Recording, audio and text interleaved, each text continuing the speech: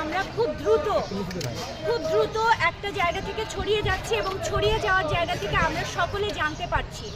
আর জানার জায়গা থেকে আমি যেটা মনে করি সেটা হচ্ছে যে সবাই সোচ্চার হচ্ছে, যেটা খুব পজিটিভ আমি মনে করি। তো সেই জায়গা থেকে বেড়ে যাচ্ছে মানে আমাদের আইন যে বলতে যে আইনের যে জায়গাটা সেটা হচ্ছে সকলের সামনে দৃষ্টান্তমূলক শাস্তি হওয়া উচিত। অনেক সময় অনেক কিছুই হয় যে মানে জানা যায় না বা অনেক কিছু হাইড হয়ে যায়।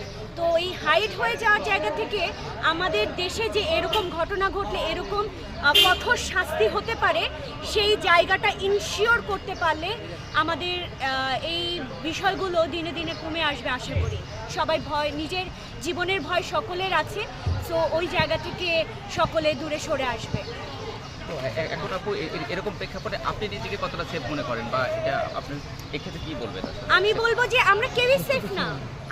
আমি বললামই তো আমি মানুষ। আমি প্রথম পরিচয় আমার হচ্ছে মানুষ, দ্বিতীয় পরিচয় হচ্ছে আমি একজন মেয়ে। তো মানুষ হিসেবে তো আমি সেফ না। এটা ছেলে মানে একটা এখন যে মানে সার্বিক পরিস্থিতি আসলে সেই জায়গা থেকে বলবো, যেহেতু আমি মানুষের পরে একজন মেয়ে মানুষ বলবো, তো সেই জায়গা থেকে হচ্ছে নিজের চলাফেরা করতেও আসলে ভয় পাই। তো এই ক্ষেত্রে কার দায় দেখছেন?